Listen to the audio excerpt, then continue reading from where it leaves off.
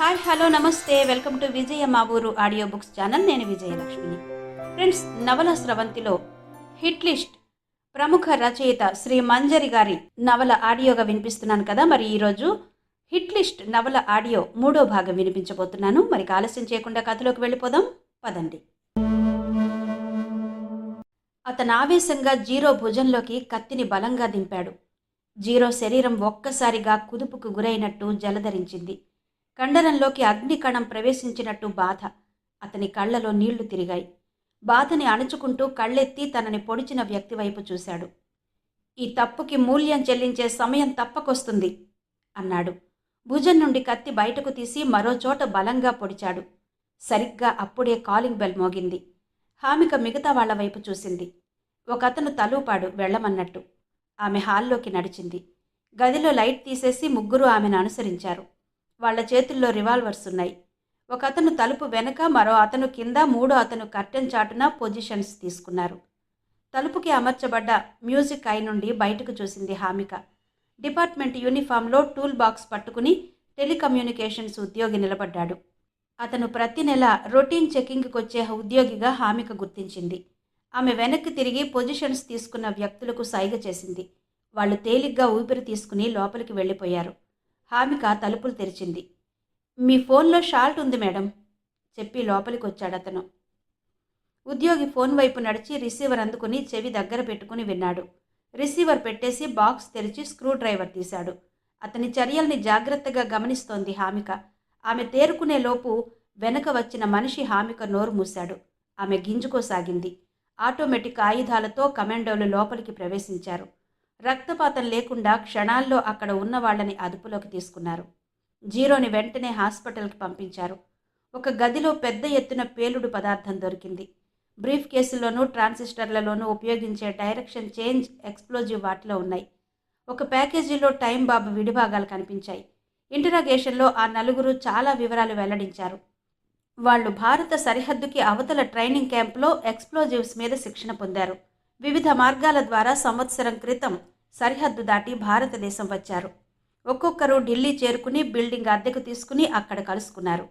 Smuggling ద్వారా పేలుడు పదార్థాలు అందుకుని తమ కార్యక్రమాలు మొదలుపెట్టారు. 3 సిటీ బస్సుల్లో ట్రాన్సిస్టర్ బాంబులు పెట్టారు. 2 బాంబులు పేలి 50 మంది మరణించారు. సాంకేతిక లోపం వల్ల ఒక బాంబు పేలలేదు. న్యూఢిల్లీ రైల్వే స్టేషన్ పేల్చివేయడానికి వదిలిపెట్టిన శక్తివంతమైన సూట్ కేస్ బాంబుని ఓ కుర్రవాడు చూసి పోలీసులకు చెప్పాడు. నిపుణులు వచ్చి దానిని పేలకుండా చేశారు. తమ కార్యక్రమాలు మరింతగా విస్తరించాలనే ఉద్దేశంతో రాజకీయ నాయకుల మీద దృష్టి కేంద్రీకరించారు. నాయకుల సమావేశాలు వీడియో ద్వారా చిత్రీకరించారు. వాటి నుండి కొంతమంది సెక్యూరిటీ సిబ్బంది ఫోటోలు సంపాదించారు. ఆ విధంగా మాజీ ప్రధాని సెక్యూరిటీ ఆఫీసర్గా పనిచేస్తున్న జీరో ఫోటో దొరికింది. అప్పటి నుంచి జీరోని నీడలా వెంటాడసాగారు. ముందుగా సెక్యూరిటీ కార్యాలయాన్ని పేల్చివేయాలని అనుకున్నారు. ఆ విధంగా తమ కార్యకలాపాలు విస్తరించాలని నిర్ణయించారు.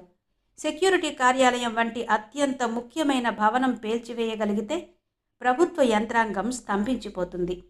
నాయకులకు సెక్యూరిటీ సమకూర్చి కంట్రోల్ చేసే సంస్థ దెబ్బతింటే భారత్ పరువు పోతుంది. ఇంతలో జీరో 3 నెలల పాటు మెడికల్ లీవ్ తీసుకున్నట్టు డాక్టర్ ద్వారా తెలుసుకుని తమ దృష్టిని అతని మీద కేంద్రీకరించారు. సరిగ్గా ఇక్కడే వాళ్ళు దెబ్బతిన్నారు. జీరో వంటి సెక్యూరిటీ ఆఫీసర్ సెలవు తీసుకుంటే ఆ సెలవు కాలంలో అతని కదలికల్ని డిపార్ట్మెంట్ నిశ్చితంగా గమనిస్తుంది. తనని డిపార్ట్మెంట్ మనిషి అనుసరిస్తున్నాడని జీరోకి తెలియడం వల్ల హామికతో పాటు కారు ఎక్కుతున్నప్పుడు తను ప్రమాదంలోకి ప్రవేశిస్తున్న విషయాన్ని తెలియచేస్తూ ఎరుపు రంగు కాగితాన్ని నేల మీద వదిలాడు. అత్యంత కీలకమైన సెక్యూరిటీ విభాగంలో పనిచేస్తున్న వ్యక్తి తనకి ప్రమాదం కలుగుతుందని తెలిసినప్పుడు వెనక్కి తిరిగితే అతను రక్షించబడతాడు. కానీ శత్రువు గురించి సమాచారం తెలుసుకోలేడు. తన ప్రాణాలకు ప్రమాదం కలుగుతుందని లేదా తనకి హాని జరుగుతుందని భయపడి ముఖ్యమైన సమాచారం తెలుసుకునే అవకాశాన్ని వదిలేస్తే అది దేశద్రోహమని జీరో భావిస్తాడు. సరిగ్గా వారం రోజుల తర్వాత ఇంటెలిజెన్స్ డైరెక్టర్ ముందు హాజరయ్యాడు జీరో.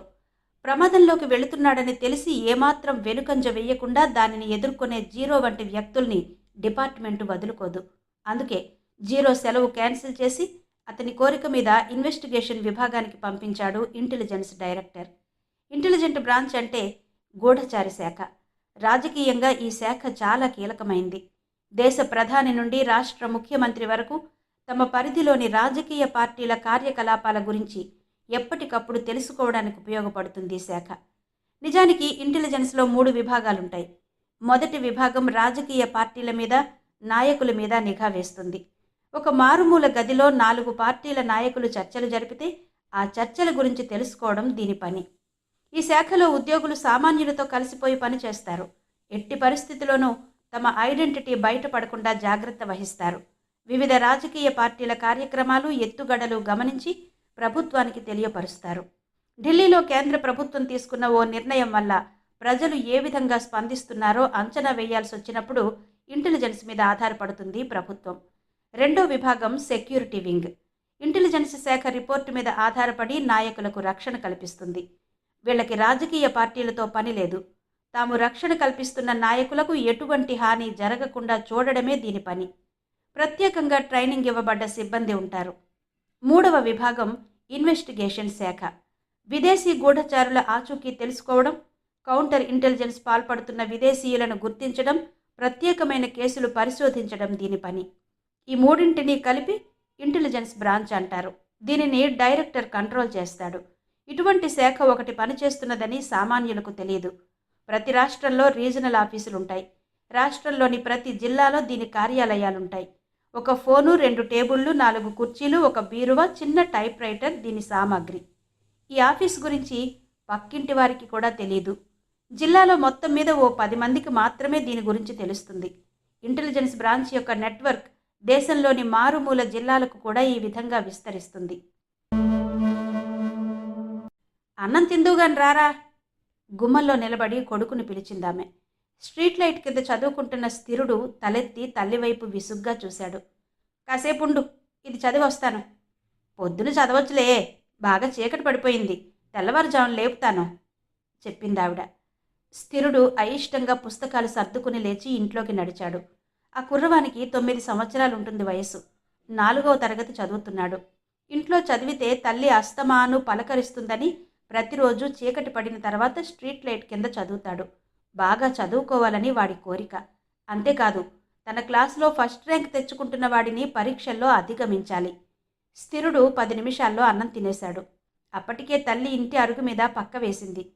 ఇక్కడెందుకమ్మా, లోపల పడుకుంటాను చెప్పాడు స్థిరుడు. ఇక్కడే పడుకుందాం చెప్పిందావిడ. పుస్తకాలు తెచ్చి తల దగ్గర పెట్టుకున్నాడు. క్షణాల్లో వాడికి నిద్ర పట్టేసింది. ఎందుకో మెలకు వచ్చింది స్థిరునికి. తలుపు గడియ పెడుతున్న శబ్దం విన్నాడు. బాధ పెడుతున్న కుడి చేతిని ఛాతీ మీద పెట్టుకుని ఎడమ చేత్తో పక్క తడిమాడు. తల్లి లేదు. అరుగు మీద తనొక్కడే పడుకున్నాడని గ్రహించాడు. చీకట్లో తన కుడి చేతిని తొక్కడం వల్ల బాధ పెడుతున్నదని ఊహించాడు. ఈ సమయంలో అమ్మ ఇంట్లోకి వెళ్ళిందా? ఎందుకని మనసులోనే ప్రశ్నించుకున్నాడు. జవాబు తట్టలేదు. అమ్మని గట్టిగా పిలవాలని అనుకున్నాడు. కానీ పిలిచే ప్రయత్నం మాత్రం చెయ్యలేదు. 10 నిమిషాల పాటు అలాగే కదలకుండా ఉండిపోయాడు. నెమ్మదిగా లేచి కూర్చున్నాడు. తను ప్రతిరోజు చదువుకునే స్ట్రీట్ లైట్ ఎందుకనో వెలగడం లేదు. ఆ ప్రదేశం చీకటిగా ఉంది. ఇంట్లో దీపం వెలుగుతున్నట్టు కిటికీ సందు నుండి వెలుగు కనిపిస్తోంది. అప్రయత్నంగా కిటికీ వైపు కదిలాడు. 2 తలుపుల మధ్యనున్న ఖాళీ నుండి లోపలికి చూశాడు. చప్పున వెనక్కి తగ్గి గట్టిగా కళ్ళు మూసుకున్నాడు. వాడి చిన్న గుండె వడివడిగా కొట్టుకోసాగింది. ఒక్కసారిగా శరీరం నిండా చెమట పట్టింది. ఏం జరుగుతున్నది? ఏంటది? వాడి మనసులో 1,00,000 ప్రశ్నలు పుట్టాయి. మరోసారి లోపలికి చూశాడు. గదిలో దీపం వెలుగుతుండడం వల్ల లోపల జరిగేది స్పష్టంగా కనిపిస్తోంది. తల్లి పక్కన గ్రామ సర్పంచ్ పడుకుని ఉన్నాడు. కిటికీ దగ్గరే నేల మీద కూర్చుండిపోయాడు స్థిరుడు. వాళ్ళు చేసేదేంటో తెలియకపోయినా తల్లి తప్పు చేస్తున్నదనే భావం మాత్రం వాడి మనసులో చోటు చేసుకుంది. ఎందుకనో అప్పుడు గుర్తొచ్చింది. తండ్రిని తనెప్పుడూ చూడలేదని. క్రమంగా అతని కళ్ళలోకి నీళ్లు చేరుకున్నాయి. లేచి కూర్చున్నాడతను. ఆ గదిలో చిన్న కిరసనాయిల దీపం వెలుగుతోంది. మట్టితో నిర్మించిన గది గోడలకు సున్నం వేయకపోవడం వల్ల దీపం నుండి పడుతున్న కాంతి మసిబారినట్టుగా ఉంది. గదిలో ఒక మూల రేకు పెట్టె తప్ప సామాను లేదు. అతను మట్టి నేల మీద పరిచిన చింకి దుప్పటి మీద కూర్చున్నాడు. చెంపల మీద కారిన కన్నీటిని తుడుచుకున్నాడు. ఆ రోజు అతనికి నిద్ర పట్టడం లేదు. అలా అని చెప్పి అతను ప్రతిరోజు నిద్రపోతాడని కాదు. రోజు నిద్ర పట్టేంత సమయం కూడా ఈరోజు నిద్ర రాలేదు. గతంలో కలలు అరుదుగా వచ్చేవి, కానీ ఈ మధ్య ప్రతిరోజు వస్తున్నాయి. అతనికి తెలిసినంతవరకు సంతోషం కలిగించే కల ఎప్పుడూ రాలేదు. ప్రపంచంలో ద్వేషమంతా అతని గుండెల్లో గూడు కట్టుకుంది. కసిగా పెదవి కొరుక్కున్నాడు. సంతోషం కలగడానికి ఏం చెయ్యాలో తెలిసినట్టు లేచి బట్టలు తొడుక్కున్నాడు. బీడీ వెలిగించుకుని రేకు పెట్టె తెరిచి లావుపాటి ఇనపరాడ్డు తీసి మొలలో దోపుకున్నాడు. బయటకు వచ్చి ఇంటికి తాళం పెట్టాడు. ఓసారి చుట్టూ చూసి నిశ్శబ్దంగా చీకటిలోకి నడిచాడు. ఎప్పటిలా ఉదయం 9 గంటలకు స్టేషన్కొచ్చాడు భరద్వాజ్. స్టేషన్ ముందు తుపాకీతో నిలబడ్డ సెంట్రీ సెల్యూట్ చేశాడు. దానిని రిసీవ్ చేసుకుని స్టేషన్లోకి నడిచాడు. సిబ్బంది లేచి సెల్యూట్ చేశారు. భరద్వాజ్ వాటిని కూడా రిసీవ్ చేసుకుని తన రూంలోకి వెళ్ళాడు. 2 సంవత్సరాల క్రితం భరద్వాజ్కి ఆ స్టేషన్లో పోస్టింగ్ ఇవ్వబడింది. అతను వచ్చిన తర్వాత స్టేషన్కి సెంట్రీ లేకపోవడం గమనించాడు. అతను వచ్చిన తర్వాత సిబ్బందిలో క్రమశిక్షణ పెంచి పనికిరాని పద్ధతులకు స్వస్తి చెప్పాడు. ఇదంతా కూడా ఎంతో శ్రమ పడితే తప్ప సాధ్యం కాలేదు. రైటర్ వచ్చి సెల్యూట్ చేసి చెప్పాడు. కాళేశ్వరం మార్కెట్ దగ్గర హత్య జరిగిందని కబురు వచ్చింది సార్. ఒక హెడ్ కానిస్టేబుల్, 2 కానిస్టేబుల్స్ వెళ్లారు. మార్కెట్ దగ్గర అంటే పబ్లిక్ ప్లేస్లోనా అడిగాడు భరద్వాజ్. కాదు సార్, మార్కెట్ పక్క వీధిలోని ఇంట్లో జరిగింది చెప్పాడు రైటర్. భరద్వాజ్ తన సీటు నుంచి లేచి క్యాప్ పెట్టుకుని బయటకొచ్చాడు. అతను మోటార్ సైకిల్ మీద మార్కెట్ దగ్గరకు వచ్చాడు. మార్కెట్ పక్క వీధిలో ఒక ఇంటి ముందు జనం మూగి కనిపించారు. భరద్వాజ్ ఆ వీధిలోకి మోటార్ సైకిల్ పోనిచ్చాడు. హెడ్ కానిస్టేబుల్ గబగబా వచ్చి చెప్పాడు. శవం లోపల గదిలో ఉంది సార్. భరద్వాజ్ మౌనంగా అతన్ని అనుసరించాడు. 4 గదుల పురాతనమైన పెంకుటిల్లది. తూర్పు వైపు గదిలో మంచం పైన శవం వెల్లకిలా పడి ఉంది. ఆమెకు 30 మించదు వయసు. మంచం దగ్గర చెక్కబల్ల మీద ఖాళీ బ్రాందీ సీసా, 2 గ్లాసులు, మంచినీళ్ల చెంబు, మిక్సర్ కట్టిన కాగితం ఉన్నాయి. ఈ ఇల్లెవరిది అడిగాడు భరద్వాజ్. ఒక ఆవిడ ముందుకొచ్చి చెప్పింది. నాదేనండి. ఈమె మీకేమవుతుంది? ఇక్కడ అద్దుకుంటోంది. ఆమెతో ఇంకెవరుంటారు? ఒక్కరితే ఉంటోంది. బంధువులు లేరా? ఆమె ఇబ్బందిగా హెడ్ కానిస్టేబుల్ వైపు చూసింది. అతను చప్పున భరద్వాజ్ మొహంలోకి చూశాడు.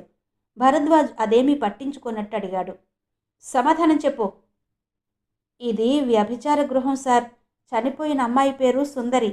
సంవత్సరం క్రితం భర్తని వదిలిపెట్టి మంగళగిరి నుండి ఇక్కడికి వచ్చింది నెమ్మదిగా చెప్పాడు కానిస్టేబుల్. ఏం జరిగింది? ఆ స్త్రీని అడిగాడు భరద్వాజ్. నిన్న రాత్రి ఒకతను వచ్చి సుందరిని రాత్రికి బుక్ చేసుకున్నాడు. అతనే బ్రాందీ బాటిల్ కుర్రాడి చేత తెప్పించాడు. ఉదయం సుందరి బయటకు రాకపోవడం చూసి గదిలోకి వెళ్ళాను చెప్పింది. సుందరిని బుక్ చేసుకున్న వ్యక్తి ఎప్పుడు వెళ్ళిపోయాడో తెలుసా? తెలీదండి. గదిలో వస్తువులు ఎవరైనా ముట్టుకున్నారా? లేదండి. భరద్వాజ్ గదిని పరిశీలనగా చూశాడు. ఒక్క మంచం మాత్రమే పట్టే చిన్న గది అది. లోపల పెద్దగా సామాను లేదు. కిటికీలో ఒక వైర్ బ్యాగ్ ఉంది. అది సుందరిదేనా అడిగాడు. ఆ స్త్రీ తలూపింది. భరద్వాజ్ బ్యాగ్ అందుకుని బట్టలు బయటకు తీశాడు. 3 చీరలు, 1 లంగా, 2 జాకెట్లు ఉన్నాయి.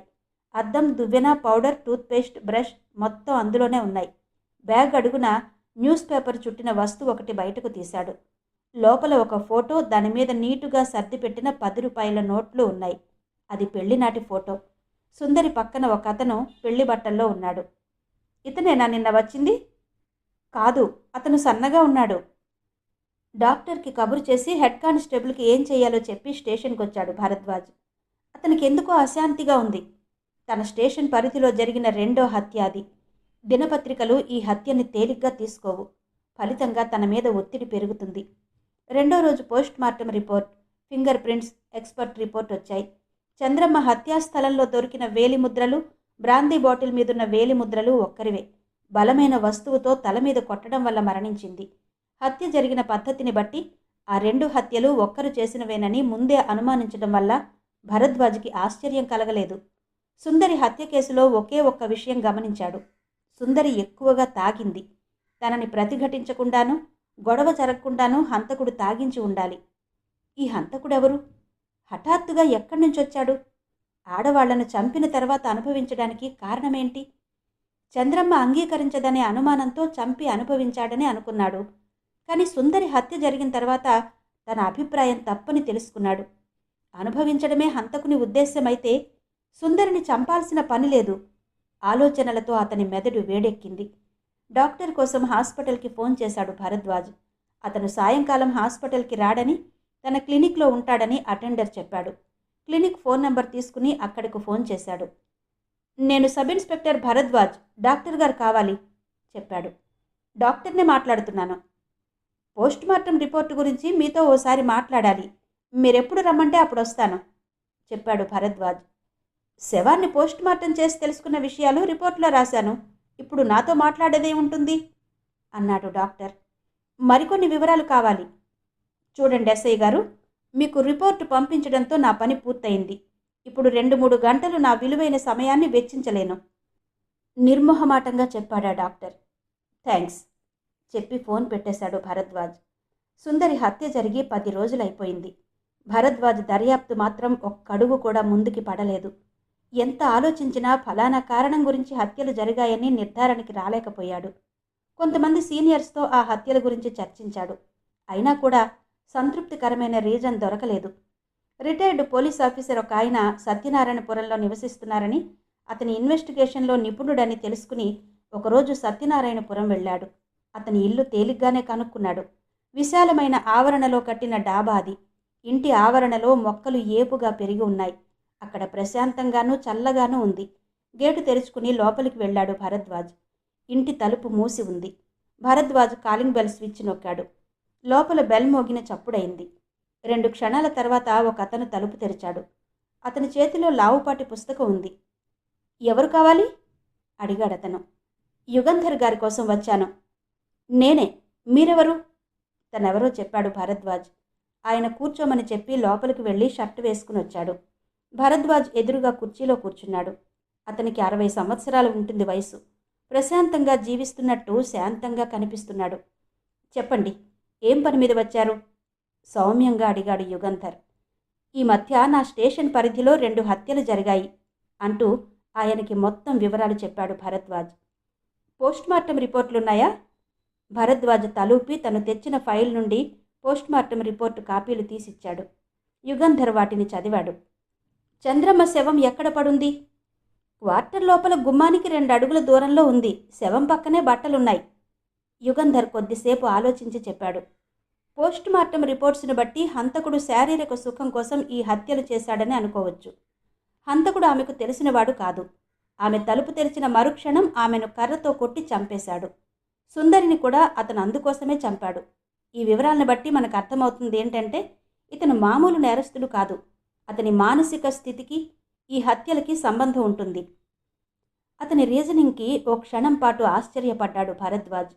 అటువంటి కేసుల్లో అనుభవం తర్కానికి ఎంత ఉపయోగపడుతుందో అర్థమైంది.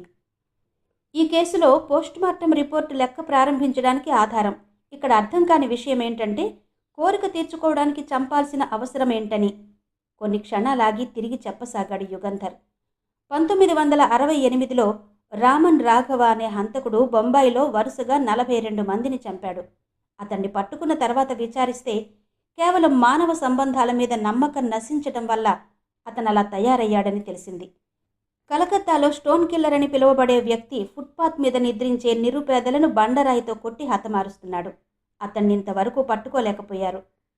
మానసికంగా డిస్టర్బ్గా ఉన్న ఇటువంటి సైకలాజికల్ క్రిమినల్స్ చేసే హత్యల వెనుక కారణం పెద్దగా ఉండదు. ఈ హత్యలు కూడా ఆ కోవకే చెందుతాయి అన్నాడు యుగంధర్. ఈ హత్య కేసు దర్యాప్తు పేరు మీద కొంతకాలం నానిస్తే పెండింగ్ కేసుగా పడేయొచ్చని కొంతమంది అంటున్నారు అన్నాడు భరద్వాజ్. అతని మొహంలోకి చూశాడు యుగంధర్. ఉత్సాహవంతుడైన ఒక పోలీస్ ఆఫీసర్కి ఇవ్వాల్సిన సలహా కాదది. కేసులో విజయం సాధిస్తాడా లేదా అనే విషయం పక్కన పెడితే, ఈ కేసు ద్వారా అతను సంపాదించే అనుభవం భవిష్యత్తులో ఉపయోగపడుతుంది. ఒక స్టేషన్ నుంచి పోలీస్ అధికారిని బదిలీ చేస్తే అతను దర్యాప్తు చేస్తున్న కేసులు అలాగే పెండింగ్లో పడతాయి. మనకి కొన్ని బాధ్యతలున్నాయి. వాటి నుంచి పారిపోవడం అంటే వృత్తికి ద్రోహం చేస్తున్నట్టు అర్థం. బొంబాయి మురికివాడలో కోళ్లను పెంచుకుంటూ పిల్లలకు పాఠాలు చెప్పుకుంటూ ఒంటరిగా బతికే వ్యక్తి హఫీజ్ భాయ్ హత్య జరిగినప్పుడు పోలీస్ డిపార్ట్మెంట్ దాన్ని తేలికగా తీసుకుంది. రామన్ రాఘవ మొదటి హత్య అది. ఆ తర్వాత అతను వరుసగా హత్యలు చేశాడు. నేరానికి ప్రారంభం అనేది ఒకటి ఉంటుంది. ఈ హత్యలు జరిగిన పద్ధతిని గమనిస్తే ఇటువంటి హత్యలు మరికొన్ని జరుగుతాయి చెప్పాడు యుగంధర్. పరిశోధన ఎక్కడి నుంచి ప్రారంభించాలో అర్థం కావడం లేదు అన్నాడు భరద్వాజ్. పోస్ట్మార్టం రిపోర్టు ప్రకారం చంద్రమ్మ శరీరంలో ఇంద్రియం అధికంగా ఉంది. ఇది 2 సందర్భాల్లో సాధ్యపడుతుంది. ఒకరికంటే ఎక్కువ మంది మానభంగంలో పాలు పంచుకున్నప్పుడు జైలు నుంచి లేదా మెంటల్ హాస్పిటల్ నుంచి విడుదలైన మనిషి రతి జరిపినప్పుడు జరుగుతుంది. అంటే చంద్రమ్మ హత్య జరగడానికి ముందు హంతకుడు జైలు నుంచి లేదా మెంటల్ హాస్పిటల్ నుంచి విడుదలై ఉండవచ్చు అంటారా? అడిగాడు భరద్వాజ్. అవును, దర్యాప్తు అక్కడి నుంచి ప్రారంభిస్తాను అన్నాడు Bharadwaj. Wish you best of luck చెప్పాడు యుగంధర్. తన రూమ్లో కూర్చొని ఉన్నాడు ట్రైనింగ్ క్యాంప్ కమాండర్. ఎదురుగా టేబుల్ మీద సీలు తీయని రమ్ బాటిల్, వాటర్ జగ్గు, 3 ఖాళీ గ్లాసులున్నాయి. వాటి పక్కనే స్టీల్ బేసిన్స్లో రొట్టెలు, మటన్ ఫ్రై, రకరకాల కూరలు, ప్లేట్లు, స్పూన్లు ఉన్నాయి. కమాండర్ ఎడమ చేతి వేళ్ల మధ్య వెలిగించిన సిగరెట్ నుండి పొగ వెలువడుతోంది. అతను సైనిక యూనిఫామ్లో ఉన్నాడు. రాత్రి నిద్రపోయే కొన్ని గంటల సమయంలో మాత్రమే ఆ యూనిఫామ్ అతనికి దూరంగా ఉంటుంది. అతను ఎవరి కోసమో చూస్తున్నట్టు మాటిమాటికి గుమ్మం వైపు చూస్తున్నాడు. 2 యువకులు ఆ గదిలోకి ప్రవేశించి కమాండర్కి సెల్యూట్ చేశారు. ఇద్దరికీ 25 సంవత్సరాలు వయసు మించి ఉండదు. ఇద్దరూ బలిష్టంగా నిండు యవ్వనంతో ఉన్నారు. వాళ్ల మొహాలు మాత్రం ఏదో కోల్పోయినట్టు భావరహితంగా ఉన్నాయి. కూర్చోండి చెప్పాడు కమాండర్. అతని గొంతు అతనికే విచిత్రంగా ధ్వనించింది. వాళ్ళు కూర్చున్నారు. డ్రింక్ తీసుకోండి చెప్పాడు. వాళ్ళిద్దరూ కూడబలుక్కున్నట్టు ఒకేసారి తల అడ్డంగా ఊపారు. కవాతులో సైనికులు ఒకే కదలికను కలిసి చేసినట్టుంది తల ఊపడం. వాళ్ళని మొదటిసారి చూస్తున్నట్టు పరిశీలనగా చూశాడు కమాండర్. 3 నెలలు అక్కడే ట్రైనింగ్ పొందారు వాళ్ళు. నిత్యం గ్రౌండ్లో వాళ్ళు అతనికి కనిపించేవారు. అప్పుడు కనిపించని ఏదో ప్రత్యేకత ఒకటి ఇప్పుడు కనిపిస్తోంది. ట్రైనింగ్ పూర్తి చేసిన మిలిటెంట్లకు సుప్రీం కమాండర్ ప్రత్యేకంగా ఉపన్యాసం ఇస్తాడు. అనంతరం ఎవరెవరు ఎక్కడికి వెళ్ళి తమ కార్యకలాపాలు కొనసాగించాలో తెలియచేయబడుతుంది. వాళ్ళిద్దరూ ఢిల్లీకి వెళుతున్నారు. అందుకే వాళ్ళని ప్రత్యేకంగా తన రూమ్కి పిలిపించాడు అతను. ఢిల్లీలో మీరు నాకు పని చేసి పెట్టాలి వాళ్ల మొహాల వైపు చూస్తూ అన్నాడు అతను. అతను ట్రైనింగ్లో తమ పట్ల ఎంత క్రూరంగా ప్రవర్తించేవాడో వాళ్లకు గుర్తొచ్చింది.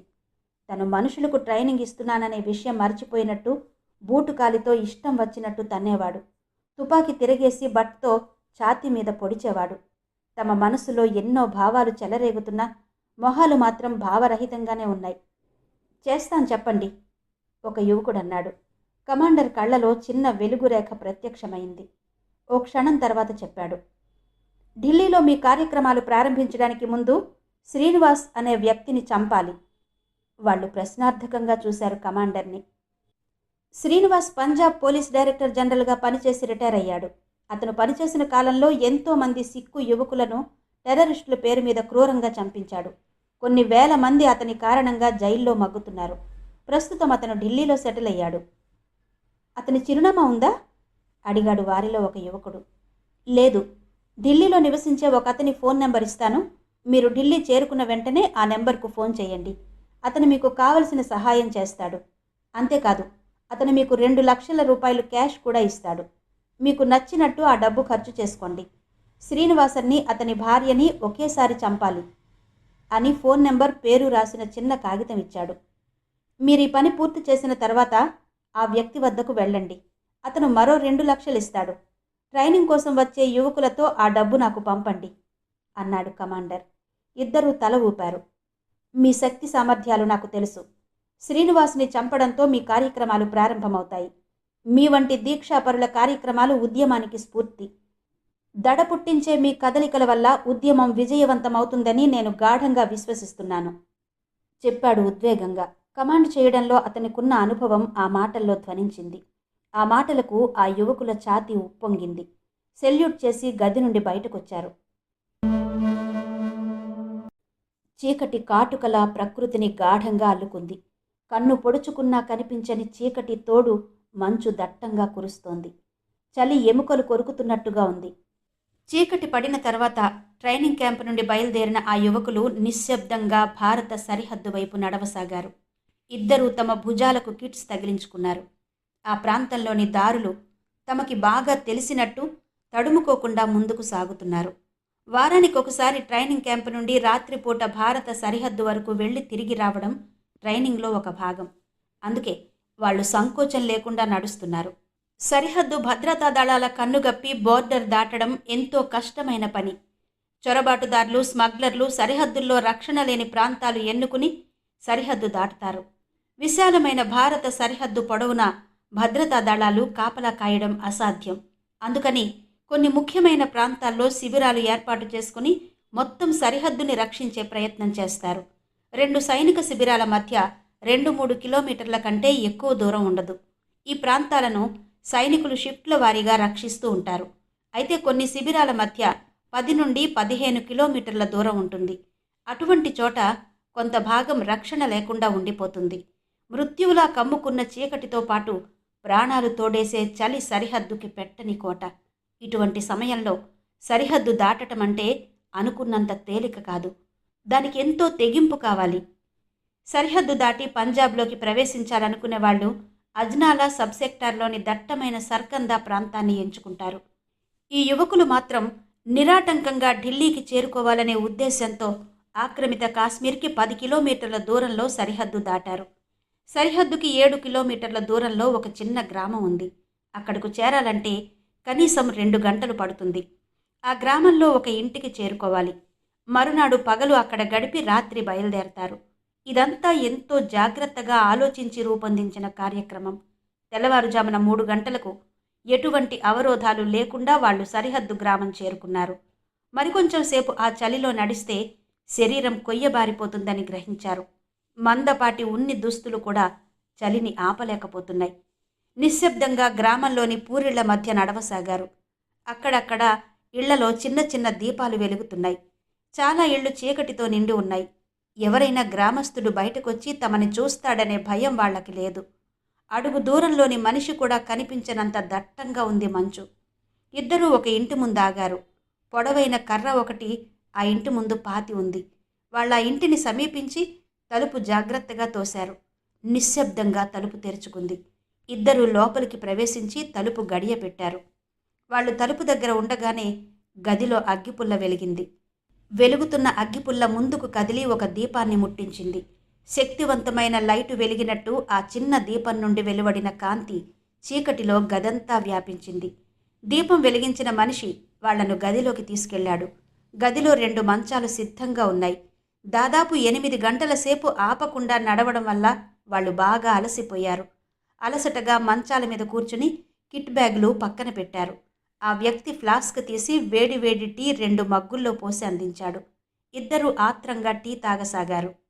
సరిహద్దు గ్రామాలు సాయంకాలం 6 గంటలకల్లా సద్దుమణుగుతాయి. ఈ పద్ధతి ఎప్పటి నుంచి ప్రారంభమైందో గ్రామ ప్రజలు చెప్పలేరు. అనుక్షణం సైనిక సమాచారం గ్రామస్తులకు తెలుస్తూనే ఉంటుంది.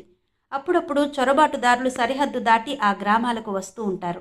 వాళ్ళని వెంటాడుతూ వేటాడుతూ సైనికులు వస్తారు. గ్రామంలోని ప్రతి ఇంటిని సైనికులు గాలిస్తారు. ఆ గ్రామంలో 60 ఇళ్లున్నాయి. అక్కడ మొత్తం 70 మంది మాత్రమే నివసిస్తున్నారు. ఆ గ్రామానికి 6 కిలోమీటర్ల దూరంలో వారానికి ఒకసారి సంత జరుగుతుంది. గ్రామస్తులు సంత నుండి సరుకులు తెచ్చుకుంటారు. అర్ధరాత్రి సరిహద్దు దాటిన చొరబాటుదారులు బలవంతంగా ఇళ్లలోకి ప్రవేశించి ఆశ్రయం పొందుతారు. వాళ్ల కోసం వచ్చిన సైనికులు మరింత బలప్రయోగంతో గృహాల లోపల ప్రవేశిస్తారు. నిత్యం భయం గుప్పెట్లో బతికే గ్రామస్తులు చీకటి పడకుండానే ఇళ్లలోకి దూరి తలుపులు మూసుకుంటారు. వాళ్ళు ఎంతగా భయపడతారంటే రాత్రుళ్ళు ఎంతో అవసరమైతే తప్ప ఇంట్లో దీపం వెలిగించరు. రాత్రి 8 గంటలకు ఆ ఇద్దరు యువకుల్ని తీసుకుని ఇంటి యజమాని బయలుదేరాడు. అతను తనకి పరిచయమైన దారిలో గబగబా నడుస్తున్నాడు. గ్రామస్తులు తమని చూస్తారని అతను అనుకోవడం లేదు. దారిలో సైనికులు ఎదురవుతారేమోనని మాత్రమే భయపడుతున్నాడు. 10 కిలోమీటర్లు నడిచి ఓ గ్రామం చేరుకున్నారు. నాగరికత ప్రారంభానికి సూచనలా ఆ గ్రామంలో ఇళ్ళు పెద్దగానూ ఎక్కువగానూ ఉన్నాయి. వాళ్ళు ముగ్గురు ఒక ఇంటిలోకి ప్రవేశించారు. ఆ ఇంటి యజమాని వాళ్ళని లోపలికి తీసుకెళ్లాడు. అతను ఒక రమ్ బాటిల్ వాళ్ళకిచ్చాడు. ఎప్పటిలాగే ఆ యువకులు మద్యాన్ని తిరస్కరించారు. ఒక యువకుడు మాత్రం తమకి సిగరెట్లు కావాలని అడిగాడు. అతను బయటకు వెళ్ళి అరగంట తర్వాత తిరిగొచ్చి ఒక సిగరెట్ ప్యాకెట్ ఆ యువకునికి అందజేశాడు. సరిహద్దు గ్రామం నుండి వచ్చిన అతను రమ్ తాగసాగాడు. వాళ్ళక్కడే రొట్టెలు తిన్నారు. మరునాడు కూడా వాళ్ళక్కడే ఉండిపోయారు. ఆ ఇంటి యజమాని ఏదో పని మీద ఉదయం బయటకు వెళ్ళి మధ్యాహ్నానికి తిరిగొచ్చాడు. అన్ని ఏర్పాట్లు చేసొచ్చాను, మనం ఈరోజు రాత్రికి బయలుదేరదాం చెప్పాడు వాళ్ళకి. ప్రాణాలకు భయపడి చొరబాటుదారులకు కొంతమంది సహాయపడతారు. డబ్బుకి ఆశపడి మరికొంతమంది సహాయం చేస్తున్నారు. వాళ్ళిద్దరూ మాత్రం మతపరమైన అభిమానంతోనూ డబ్బు కోసం చేస్తున్నారు. సరిహద్దు గ్రామం ఎంత చిన్నదైనా గ్రామస్తులంతా కలిసి ఒక పెద్దని ఎన్నుకుంటారు. గ్రామ పెద్ద దేశ వ్యతిరేక కార్యకలాపాలు నివారించాలి. ఇప్పుడు ఆ యువకులకు సహాయం చేస్తున్న గ్రామస్తులు తమ గ్రామాలకు పెద్దలు. ఆ నలుగురు చీకటి పడిన తర్వాత ఆ గ్రామం నుండి బయలుదేరారు. ఒక గంట నడిచి పెద్ద కొండను ఆనుకుని ఉన్న తార్ రోడ్డుకు చేరుకున్నారు. రోడ్డు పక్కన ఒక లోడు లారీ ఆగి కనిపించింది. లారీ నిండా యాపిల్ ప్యాకేజీలున్నాయి. క్లీనర్ లారీ కింద దూరి ఏదో రిపేర్ చేస్తున్నాడు. వాళ్ళని గమనించి లారీ డ్రైవర్ క్యాబిన్ దిగివచ్చి పరిశీలనగా చూశాడు. అంతవరకు లారీ కింద బ్యాటరీ లైట్ సహాయంతో రిపేర్ చేస్తున్న క్లీనర్ బ్యాటరీ లైట్ ఆర్పేసి బయటకొచ్చాడు. డ్రైవర్ క్లీనర్ కలిసి లారీ పైకి ఎక్కి మధ్యలోని 4 వరుసల బాక్సులు మాత్రం దించారు. ప్యాకేజీల మధ్య పెద్ద గొయ్యిలా తయారైంది. అడుగున చెక్కకి తలుపు అమర్చబడి ఉంది. గాలి రావడానికి వీలుగా తలుపుకి రంధ్రాలున్నాయి. డ్రైవర్ లోపలికి దిగి తలుపు తెరిచాడు. కిందకు దిగడానికి వీలుగా తలుపు అమర్చబడి ఉంది. తిరిగి తలుపు యథాప్రకారం మూశాడు. ఒక యువకుడు ఆ ఏర్పాటు జాగ్రత్తగా గమనించసాగాడు. తలుపు రంధ్రాలు మూసుకుపోకుండా దుప్పట్లు పరిచారు. ఆ యువకుడు బ్యాగ్ తీసుకుని లోపలకు దిగాడు. లారీ క్లీనర్ 3 అంగుళాల మందం 2 అంగుళాల వెడల్పు చెక్క ముక్కలు తెచ్చాడు. వాటిని ప్యాకేజీలు తీసేసిన గొయ్యి మధ్యలో వరుసగా పెట్టాడు. చెక్కల మీద ప్యాకేజీలు మామూలుగా సర్దాడు. లోపల ఉన్న యువకుని మీద ప్యాకేజీలు పడకుండా చెక్కలాపుతున్నాయి. అడుగున ఖాళీ వదలడం వల్ల మిగిలిన ప్యాకేజీ బాక్సులు లారీలో ముందు చోట పేర్చారు. టార్పాలిని అందుకుని కట్టేశారు. ఇప్పుడు లోపల ఒక మనిషి ఉన్నాడనే విషయం తెలుసుకోవడం అసాధ్యం. డ్రైవర్ తన క్యాబిన్లోకి ఎక్కాడు. ప్రయాణికులు కూర్చోవడానికి ఉపయోగించే సీటు తీసేశాడు. దాని కింద చెక్కతో నిర్మించిన పొడవైన బాక్స్ ఉంది. దాని తలుపు తెరిచాడు. లోపల ఒక మనిషి పడుకుని ప్రయాణం చేయడానికి సరిపడేంత చోటుంది. రెండో యువకుడు అందులో సర్దుకున్నాడు. వాళ్ళు కదలకుండా పడుకుని ప్రయాణం చేయాలి. అంత శ్రమ పడితే తప్ప గమ్యం చేరలేమని వాళ్లకు తెలుసు. ఢిల్లీకి చేరుకునే రహదారుల్లో అక్కడ కూడా పోలీస్ చెక్పోస్టులుంటాయి. డ్రైవర్ క్లీనర్ తప్ప క్యాబిన్లో మనుషులుండకూడదు. చెక్పోస్టు వద్ద ఎరుపు రంగు దీపం వెలుగుతోంది. పొడవాటి బల్ల మీద పోలీసులు కూర్చున్నారు.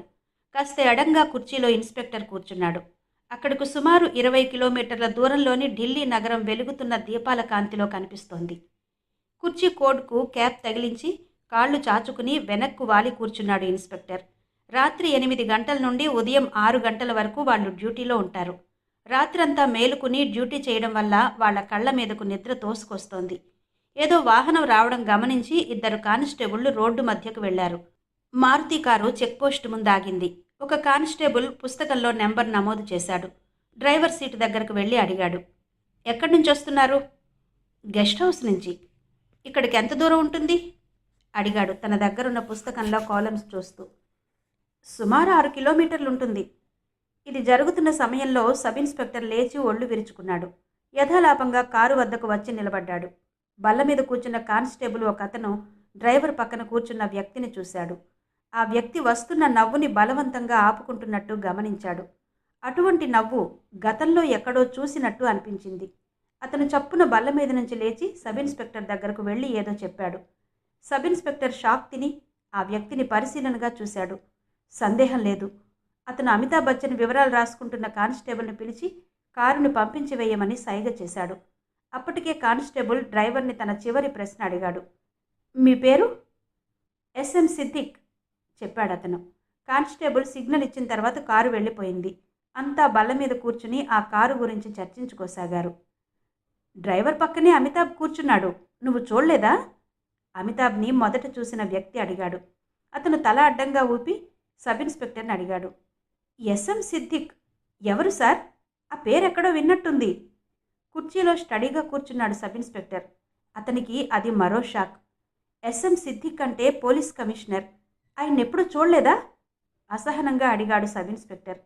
లేదు చెప్పాడతను. అప్పటికే అతని మస్తిష్కం పనిచేయడం మానేసింది. ఢిల్లీ పోలీస్ కమిషనర్ డ్రైవ్ చేస్తున్న కారును ఆపి ఆయన్ని తను ప్రశ్నించాననే ఆలోచన దడ పుట్టిస్తోంది. స్టేషన్లో కామ్గా డ్యూటీ చేసుకుపోతాడు. అంతవరకు కమిషనర్ని చూసే అవకాశం రాలేదు. అతను కొన్ని క్షణాల పాటు శూన్యంలోకి చూశాడు. నెమ్మదిగా తల తిప్పి తన పక్కన కూర్చున్న కానిస్టేబుల్తో అన్నాడు, నేనేం తప్పు చేయలేదు, డ్యూటీ చేశాను. ఇంతలో 4 లారీలు వచ్చి వరుసగా ఆగాయి. అంతకుముందు తమకు ఎదురైన అనుభవం నుండి బయటపడి పనిలో మునిగిపోయారు సిబ్బంది. చెకింగ్ పూర్తయిన తర్వాత ఒక లారీ వెళ్ళిపోయింది. రెండో లారీ వైపు నడిచారు సిబ్బంది. లారీ వెనక్కి వెళ్ళాడు ఒక కానిస్టేబుల్. లారీలోని లోడ్ చూసి గొంతు కూర్చుని లారీ కింద చూశాడు. అతనికి అనుమానించాల్సింది ఏమీ కనిపించలేదు. లేవబోతూ ఓ క్షణం ఆగాడు. ఎక్కడి నుంచో సిగరెట్ కాలుతున్న వాసన వస్తోంది. సిబ్బందిలో బీడీలు కాల్చేల వాళ్ళున్నారు తప్ప సిగరెట్లు కాల్చేవాళ్లు లేరు. అతను ఆలోచనలో ఉండగానే సిగరెట్ ముక్క ఒకటి లారీ క్రింద రోడ్డు మీద పడింది. అప్పుడే కాల్చినట్టు నిప్పు ఎర్రగా కనిపిస్తోంది. అతను చప్పున లేచి సబ్ ఇన్స్పెక్టర్ దగ్గరకు పరిగెత్తాడు. సిబ్బంది మొత్తం ఆ లారీని చుట్టుముట్టారు. సబ్ ఇన్స్పెక్టర్ ఆ లారీని పరీక్షగా చూశాడు. సిబ్బంది టార్పాలిన్ తాడు విప్పారు. ఇద్దరు లారీ పైకెక్కారు. డ్రైవర్ని క్లీనర్ని పక్కకు తీసుకెళ్లి నిలబెట్టాడు ఓ కానిస్టేబుల్. ప్యాకేజీ పెట్టెల కింద పడుకున్న యువకుడు అలర్ట్ అయ్యాడు. అతనికి అరగంట క్రితం మెలకు వచ్చింది. లారీ ఆగిందని గుర్తించాడు. సిగరెట్ కాల్చి తిరిగి పడుకోబోతున్నాడు. కొంతమంది మాట్లాడుతున్న శబ్దం వినిపించింది. ఎవరో లారీపైకి ఎక్కిన చప్పుడు కూడా విన్నాడు. అతనేమాత్రం ఆలస్యం చెయ్యలేదు. ఓ పక్కకు జరిగి దుప్పటి తీసేసి చెక్క తలుపు తీసేశాడు. నెమ్మదిగా రోడ్డు మీదకి దిగి పాకుతూ లారీ ముందు భాగం నుండి బయటకొచ్చాడు. వెనక్కి తిరిగి చూడకుండా రోడ్డు దాటి పొలాల వైపు పరిగెత్తాడు. లారీ డ్రైవర్ని క్లీనర్ని నిలబెట్టిన కానిస్టేబుల్ అతన్ని గమనించి గట్టిగా అరిచాడు. సిబ్బంది మొత్తం పొలాల వైపు పరిగెత్తారు. లారీపైకి ఎక్కిన వాళ్లు కూడా తమ ఆయుధాలు తీసుకుని వాళ్ళని అనుసరించారు. లారీ డ్రైవర్ మెరుపులా లారీ ఎక్కాడు. క్షణాల్లో లారీ అక్కడి నుంచి దూసుకుపోయింది. రోడ్డుకి అడ్డంగా ఉంచిన స్టాప్ బోర్డు లారీ చక్రాల కింద పడి నలిగిపోయింది. లారీ వేగంగా వెళ్లడం వల్ల ప్యాకేజీలు కింద పడసాగాయి. చెక్కలు బద్దలై అందులో జాగ్రత్తగా పేర్చిన యాపిల్స్ వాటికి చుట్టిన కాగితాలతో సహా చెల్లాచెదురయ్యాయి. దాదాపు 10 కిలోమీటర్ల దూరం వరకు వెళ్లిన తర్వాత లారీ ఆగింది. క్యాబిన్ తలుపు తెరుచుకుని రెండో యువకుడు కిందకు దిగి వడివడిగా చీకటిలో కలిసిపోయాడు. ఢిల్లీ నగరం గాఢ నిద్రలో మునిగిన సమయంలో ఇద్దరు వ్యక్తులు 2 టెలిఫోన్ నెంబర్లు డయల్ చేశారు. వాళ్ళిద్దరి మధ్య దాదాపు 3 కిలోమీటర్ల దూరం ఉంటుంది. ఒకరికొకరు తెలియకపోయినా ఇద్దరు శత్రు శిబిరాలకు చెందినవాళ్లు. జీరో గదిలో ఫోన్ రింగ్ అయింది. జీరో చెయ్యి సాచి రిసీవర్ అందుకున్నాడు. డాక్టర్ జయప్రకాష్ని మాట్లాడుతున్నాను. మీ తల్లిగారికి సీరియస్గా ఉంది. వెంటనే హాస్పిటల్కి రండి వినిపించింది అటు నుంచి. వస్తున్నాను చెప్పాడు జీరో. అతని నిద్రమత్తు ఎగిరిపోయింది. రిసీవర్ పెట్టేసి మంచం దిగాడు. బాత్రూంకి వెళ్ళి మొహం కడుక్కుని వచ్చాడు. Night dress విప్పేశాడు. హోల్స్టర్ అందుకుని పిస్టల్ బయటకు తీసి మెగ్జిన్ ఫిక్స్ చేశాడు. 10 నిమిషాల్లో బయటకొచ్చాడు. అప్పుడు 3 అయింది సమయం. రోడ్డు మీద ఆగిన కారు వైపు నడిచి బ్యాక్ డోర్ తెరుచుకుని కూర్చున్నాడు. కారు బయలుదేరింది. సెంట్రల్ సెక్రటేరియట్ సెంటర్లో ఢిల్లీ పోలీసులు కారు ఆపారు. డ్రైవర్ తన ఐడెంటిటీ కార్డు ఇచ్చాడు. ఆ కార్డు చూసిన పోలీస్ అటెన్షన్లో నిలబడి కారుని వదిలాడు. కృష్ణమేనన్ మార్గ్లోకి తిరిగి సేవాభవన్ దాటి పార్లమెంటు సభ్యుల క్వార్టర్లోని ఒక క్వార్టర్లోకి ప్రవేశించింది కారు. జీరో సెల్యూట్ చేసి కూర్చున్నాడు. కాశ్మీర్ నుంచి ఢిల్లీ వచ్చే దారిలో చెక్పోస్ట్ వద్ద లారీలో రహస్యంగా ప్రయాణం చేస్తున్న వ్యక్తిని పోలీసులు కనుగొన్నారు. అతను బసంత్ గాం వైపు పారిపోయాడు. నువ్వు వెంటనే అక్కడికి వెళ్ళు చెప్పాడు. జీరో కుర్చీలో నుంచి లేచాడు. అతన్ని ప్రాణాలతో పట్టుకోవాలి డైరెక్టర్ చెప్పాడు హెచ్చరిస్తున్నట్టుగా. జీరో తల ఊపి అక్కడి నుంచి కదిలాడు. కారు బయలుదేరింది. ఎక్కడికి వెళ్లాలో డ్రైవర్కి చెప్పాడు జీరో. అతను చెక్పోస్ట్ చేరుకునేసరికి అక్కడ నిర్మానుష్యంగా ఉంది. రోడ్డు మీద నలిగిపోయిన స్టాప్ బోర్డు కనిపించింది. కారు చెక్పోస్ట్ దాటి వెళ్లి కుడి పక్కనున్న మట్టి రోడ్డులోకి తిరిగింది. కొంత దూరం వెళ్లి ఒక చెట్టు కింద ఆగింది. జీరో కారు దిగి ఎదురుగా కనిపిస్తున్న బసంత్ గాం వైపు చూశాడు. ఓ చిన్న గ్రామంలో అక్కడక్కడ ట్యూబ్ లైట్లు వెలుగుతున్నాయి. అతను గ్రామం వైపు కదిలాడు. గ్రామంలోని ఇళ్లని చూస్తూ వెళ్లసాగాడు. గ్రామానికి దూరంలో పొలంలో కట్టుకున్న ఇంటి ముందు చెక్పోస్ట్ సిబ్బంది కనిపించారు. అతను 2 చేతులు పైకెత్తి అటువైపు నడిచాడు. ఢిల్లీ పోలీస్ డిపార్ట్మెంట్లో పనిచేసే ప్రతి వ్యక్తి తమ డిపార్ట్మెంట్ వాళ్ళు ఆపరేషన్లో ఉన్నప్పుడు వాళ్ళ దగ్గరకు వెళ్లడానికి ఉపయోగించే టెక్నిక్ అది. ఒక దిబ్బచాటున నిలబడ్డ సబ్ ఇన్స్పెక్టర్ జీరోకి రివాల్వర్ గురిపెట్టి దగ్గరకొచ్చాడు. జీరో జేబులో నుంచి ఐడెంటిటీ కార్డు తీసి అక్షరాలు రేడియంతో ముద్రించడం వల్ల చీకటిలో స్పష్టంగా కనిపిస్తున్న వాటిని చదివి కార్డు తిరిగిచ్చేశాడు. ఏం జరిగింది అడిగాడు జీరో. చెక్పోస్ట్ దగ్గర లారీలను రొటీన్ చెకప్ చేస్తున్నాం. ఓ లారీ దగ్గర సిగరెట్ కాలుతున్న వాసన రావడం కానిస్టేబుల్ ఒక అతను పసిగట్టాడు. అప్పుడే లారీ కింద కాలుతున్న సిగరెట్ పడింది. లారీ పైకెక్కి యాపిల్ ప్యాకేజీల కింద ఏముందో చూడ్డానికి ప్రయత్నిస్తున్న సమయంలో ఓ వ్యక్తి లారీ కింద నుంచి వచ్చి ఇటువైపు పరిగెత్తాడు. ఆ ఇంట్లోకి వెళ్ళాడు చెప్పాడు సబ్ ఇన్స్పెక్టర్. లారీ దగ్గర ఎవరు కాపలా ఉన్నారు? సబ్ ఇన్స్పెక్టర్ షాక్ తగిలినట్టు ఉండిపోయాడు. లారీ గురించి పట్టించుకోకుండా అందరూ పారిపోతున్న వ్యక్తిని అనుసరించి వచ్చామని అప్పుడు తట్టింది. అతను సమాధానం చెప్పకపోవడంతో జరిగింది అర్థమైంది జీరోకి. మీరు లారీని వదిలేసి రావడం పెద్ద పొరపాటు. ఆ లారీలో మరికొందరుండొచ్చు, లేదా ప్రమాదకరమైన ఆయుధాలేమైనా తీసుకెళ్తూ ఉండొచ్చు. సబ్ ఇన్స్పెక్టర్ తలంచుకున్నాడు. అతని ఇంట్లోకి వెళ్ళి ఎంతసేపు అయింది అడిగాడు జీరో. 2 గంటలు దాటింది. అతను వెనక నుంచి పారిపోకుండా ఇంటి వెనక 2 కానిస్టేబుల్స్ నుంచాను చెప్పాడు ఎస్ఐ. జీరో కొన్ని క్షణాలు ఆలోచిస్తూ నిలబడ్డాడు. శత్రువు దగ్గర ఎటువంటి ఆయుధం ఉందో తెలియదు. అతను తాత్కాలిక రక్షణ కోసం అక్కడకు చేరి ఉంటాడు. అతను ఇంకా అక్కడే ఉన్నాడా? చెక్పోస్ట్ దగ్గరకు వెంటనే ఎవరినైనా పంపించండి. మీరు నన్ను కవర్ చేయండి. నేను ఆ ఇంటి దగ్గరగా వెళతాను చెప్పి అతని సమాధానం కోసం ఎదురు చూడకుండా ముందుకి కదిలాడు. ఇంటి గుమ్మం దగ్గరకు చేరుకున్నాడు జీరో. లోపల నుండి ఎటువంటి శబ్దం వినిపించడం లేదు. చూపుడు వేలు మడిచి తలుపు తట్టాడు. ఎవరు? లోపల నుంచి వినిపించింది. తలుపు తీయండి. మేము తలుపు తీసే స్థితిలో లేము. వెనక తలుపు తెరిచే ఉంది. జీరో ఇంటి వెనక్కి నడిచాడు.